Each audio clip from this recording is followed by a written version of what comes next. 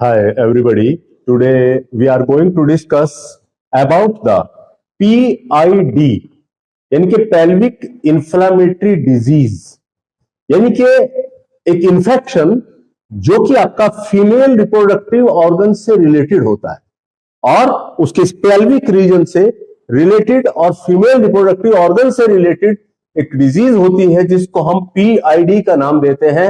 एक इन्फेक्शन होता है इस रीजन का जिसको हम PID यानी कि पेल्विक इन्फ्लेमेटरी डिजीज का नाम देते हैं। और ये जो है आपका रिलेटेड होती है आपका, मैंने अभी आपको बताया कि pelvic area and female reproductive organs या फीमेल जेनेटल ऑर्गन्स से रिलेटेड जो है ये डिजीज होती है, जिसमें इन्फेक्शन जो है जनरली सेक्सुअल कांटेक्ट के थ्रू जो है वो स्प्रेड होता है, जो कि लोअर ट्रैक्ट से शुरू होकर और अपर ट्रैक्ट तक जाता है। यहां पर उसको समझने के लिए थोड़ा सा मैं आपको फिगर बना के दिखा रहा हूं। आप ये देखिए, ये आपका यूटेरस,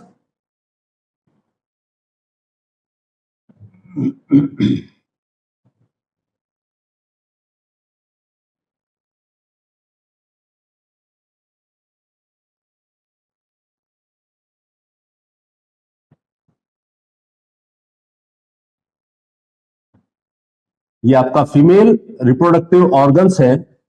ये आपका फीमेल रिप्रोडक्टिव ऑर्गन्स है, यानी कि ये स्ट्रक्चर जो है आपका वेजाइना होती है, इसको हम कहते हैं वेजाइना, जिसके थ्रू जो है आपका इंटरकोर्स होता है। इंटरकोर्स होगा और ये आगे स्ट्रक्चर जो है आपका यूट्रस, ये यूट्रस का सर्विक्स और ये इसके दोनों साइड में दो स्ट्रक्चर लगी हुई है जिनको हम फैलोपियन ट्यूब कहते हैं।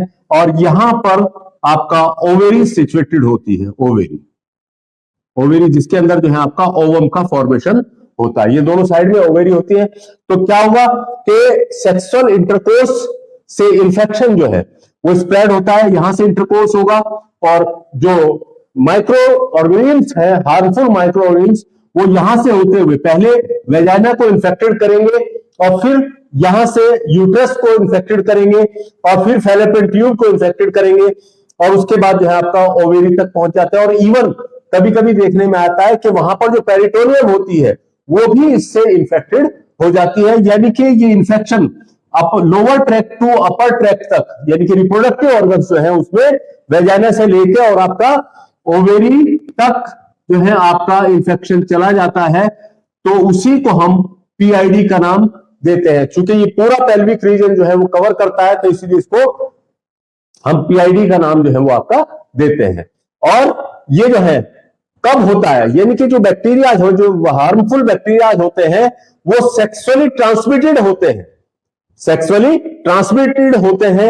आपका जो कॉमनली इफेक्ट होते हैं वो औरतें जो सेक्सुअली एक्टिव होती है, यानी कि तकरीबन 25 साल से 35 साल के बीच की जो लेडीज होती हैं वो आपका सेक्सुअली मोर जो है एक्टिव होती हैं, तो उनके अंदर इस तरह के चांसेस जो है वो देखने को मिलते हैं। इसमें जो सेक्सुअली ट्रांसमिटेड ऑर्गेनिज्म्स हैं वो आपका कौन कौन से होते हैं और पायोजेनिक माइक्रोऑर्गेनिज्म जो है वो कौन कौन से होते हैं जिनके जरिए ये इन्फेक्शन जो है वो आपका फैल सकता है।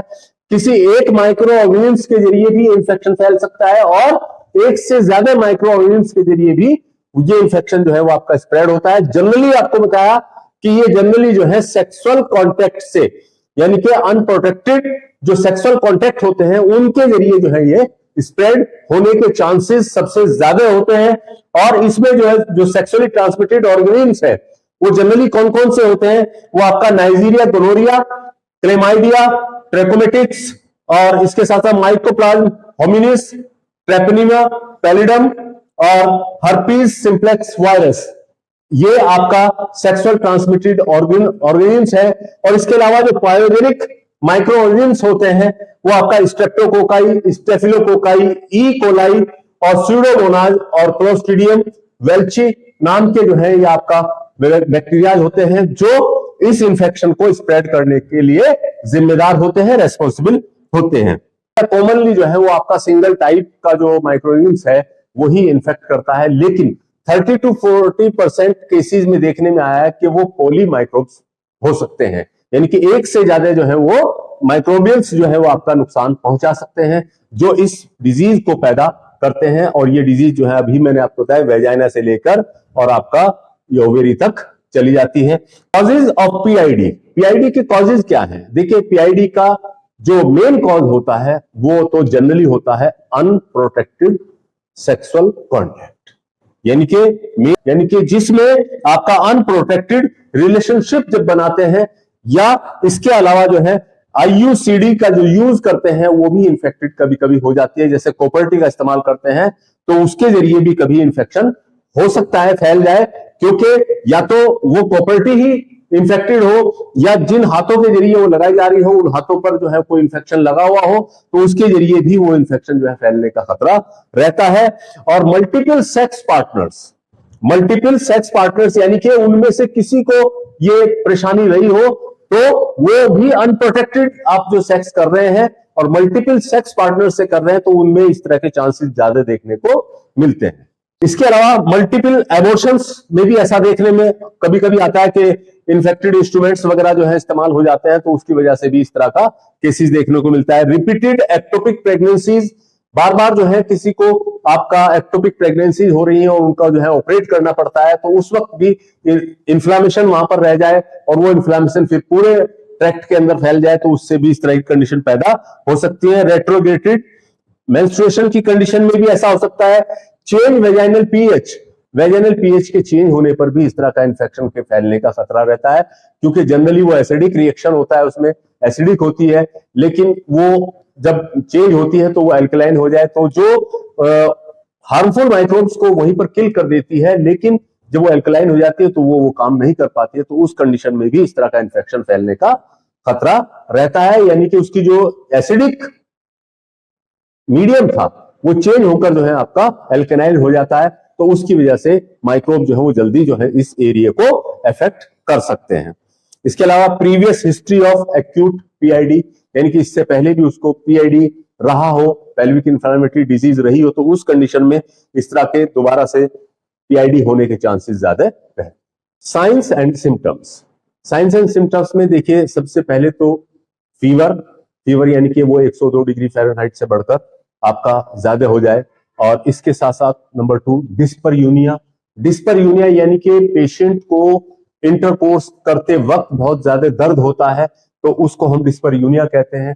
तो ये उस पेशेंट के अंदर देखने को मिलता है, क्योंकि इन्फ्लेमेशन होता है, इन्फेक्शन होता है, तो इंटरकोर्स करते वक्त जो है वो फीमेल को पेन की शिकायत हो जाती है।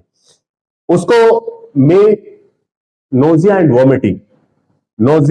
वॉमिटिंग भी देखने को मिलता है, चक्कर से आते हैं और उल्टी होने का मन करता रहता है। और excess discharge from the vagina से या तो व्हाइटिश कलर का या येलोइश कलर का या ग्रीनिश कलर का जो है वो एक्सेस डिस्चार्ज होता रहता है, तो और जिसमें से बहुत गंदी स्मेल आती है, यानी कि फाउल स्मेलिंग डिस्चार्ज होता है, और वो फाउल स्मेलिंग डिस्चार्ज होता है। तो अगर ये दिखाई दे रहा है तो इट मींस 100% उसको जो है पीआईडी होगी। और उसके अलावा बर्निंग सेंसेशन पेशेंट को देखने को मिलेगी, और पेन इन लोअर एब्डोमेन, इस लोअर एब्डोमेन के अंदर जो है वो आपका पेन देखने को मिलता है, जो शुरुआत में कम होता है लेकिन फिर थोड़ा ज्यादा होगा और धीरे धीरे वो बहुत तेज बढ़ता चला जाता है। यानी कि इनिशियल स्टेज में वो माइल्ड होगा, फिर मॉडरेट हो जाएगा और फिर जो है वो आपका सीवियर हो जाता है। इसके अलावा डिसयूरिया, डिफिकल्टी इन यूरिनेशन, पेशाब करने में भी दिक्कत आने लगती है, क्योंकि वेजाइना के ठीक सामने या ठीक ऊपर की तरफ जो है आपका यूरेथ्रल ऑरिफिस होता है, उसके जरिए जो है इन्फेक्शन उसमें अगर स्प्रेड हो जाता है तो वहां पर इन्फ्लेमेशन की वजह से वहां पर यूरिनेशन में भी दिक्कत होने लगती है, यानी कि डिसयूरिया हो जाता है। पेशेंट जो है स्ट्रेस की वजह से हेडेक महसूस करता है, सर में दर्द महसूस करता है, और उसको पेनफुल मेंस्ट्रुएशन भी होते हैं, पेनफुल मेंस्ट्रुएशन देखने को मिलते हैं, यानी कि डिसमेनोरिया जिसको आप कहते हैं, तो पेनफुल मेंस्ट्रुएशन भी वहां पर देखने को मिलते हैं। टेंडरनेस इन लोअर एब्डोमेन, इस लोअर एब्डोमेन को हल्का सा दबाने पर ही बहुत तेज जो है वो पेशेंट को दर्द महसूस होता है। और प्रेशर ऑन द वेजाइना पर के अंदर जो है वो ऐसा लगता है जैसे कोई भरा हुआ हो और बहुत भारी भारी लगती है, तो उसके ऊपर प्रेशर सा जो है पेशेंट फील करती है। Occasionally bleeding after coitus, generally ऐसा भी देखने में आता है कि क्वाइटस करने के बाद वहां से जो है वेजाइनल जो है वो ब्लीडिंग हो जाती है, तो ये भी देखने में आता है। में डेवलपिंग इनफर्टिलिटी, अगर ये कंडीशन रहती है, बढ़ती चली जाती है, तो आगे जाकर जो है ये इनफर्टिलिटी का में भी कन्वर्ट हो सकती है, यानी कि चूंकि इन्फ्लामेशन आएगी, इन्फ्लामेशन होने की वजह से स्पर्म और ओवम का जो है वो अगर मिलन हो ही नहीं पाएगा, तो मिलन नहीं हो पाएगा तो फिर जो है वो इनफर्टिलिटी के चांसेस जो है वो बढ़ जाते हैं इन्फेक्शन की वजह से और इन्फ्लामेशन की वजह से स्पर्म और ओवम प्रॉपर नहीं मिल पाते हैं, तो वहां पर इनफर्टिलिटी के चांसेस बढ़ जाते हैं। में अगर एक्टोपिक प्रेगनेंसी के चांसेस भी ज्यादा होते हैं, क्योंकि इसके ऊपर इन्फ्लामेशन आती है। स्पर्म तो सपोज करिए इधर से आ गया और वो यहां पर आकर ओवम से मिल भी गया, लेकिन इन्फ्लामेशन होने की वजह से ये वापस यूट्रस के अंदर इंप्लांट नहीं हो पाता है, यानी कि यूट्रस तक वापस नहीं आ पाता है और वहीं पर ग्रोथ करने लगता है, तो उसी को हम एक्टोपिक प्रेगनेंसी का नाम देते हैं। तो इन्फ्लामेशन की वजह से उसका रास्ता तंग हो जाता है और वो वहीं पर जो है वो डेवलप होने लगता है, यानी कि एक्टोपिक प्रेगनेंसी के चांसेस भी देखने को मिलते हैं। और सीवियर कंडीशन में देखने में आता है, कॉम्प्लिकेशन के तौर पर देखने में आता है कि फैलोपियन और ओवेरी दोनों के अंदर एब्सिस जो है वो आपका मे फॉर्म हो सकते हैं, यानी कि मे ओवेरियन एब्सिस जो है फॉर क्रोनिक कंडीशंस में इस तरह के केसेस देखने को मिलते हैं। इनिशियली स्टेज में जो अंदर की म्यूकस मेम्ब्रेन है वो रेडनेस हो जाती है और धीरे धीरे ये इन्फेक्शन जो है वो आपका स्प्रेड जब होता चला जाता है तो आगे आकर वो क्रोनिक कंडीशन अख्तियार कर लेता है और जब ओवेरी तक पहुंच जाता है तो फिर वहां पर जो है वो एब्सिस फॉर्म होने के चांसेस बहुत ज्यादा रहते हैं। तो ये थे साइंस एंड सिम्टम्स। के बाद आता है कॉम्प्लिकेशंस। देखिए कॉम्प्लिकेशंस में आपका डिफिकल्टी गेटिंग प्रेगनेंसी, अभी मैंने आपको बताया कि इन्फेक्शन होने की वजह से, इन्फ्लामेशन होने की वजह से ओवम स्पर्म प्रॉपर नहीं मिल पाते हैं, तो उसकी वजह से आगे आने वाले टाइम में इनफर्टिलिटी के चांसेस बढ़ जाते हैं और ट्यूबो ओवेरियन एब्सिस जो है वो आपका देखने को मिलता है जब क्रॉनिक हो जाता है। तो इस कंडीशन में इस तरह के केसेस जो है वो आपका देखने को मिलते हैं, जो कि आपका लाइफ थ्रेटनिंग कंडीशन होती है, यानी कि उसमें जान जाने का भी खतरा रहता है। इन्वेस्टिगेशंस में देखिए इसमें वेजाइनल स्टेप टेस्ट जो है आपका कराते हैं, यूएसजी और लेप्रोस्कोपी भी हम करा सकते हैं। प्रिकॉशंस के तौर पर जो है सबसे पहला प्रिकॉशन क्या है कि सेफ सेक्स, यानी कि सेक्स जब करें तो वो बिल्कुल सेफ होना चाहिए, यानी कि आपका कोई भी बैरियर मेथड इस्तेमाल करें, आप कंडोम वगैरह लगाकर जो है आप सेक्स कर सकते हैं। और इसके अलावा अगर जब पता लग जाए तो treat as soon as possible, जितनी जल्दी पता लग जाए उतनी जल्दी ही उसका ट्रीटमेंट जो है वो आप शुरू कर दें। और सिंगल पार्टनर सबसे अहम चीज है, सिंगल पार्टनर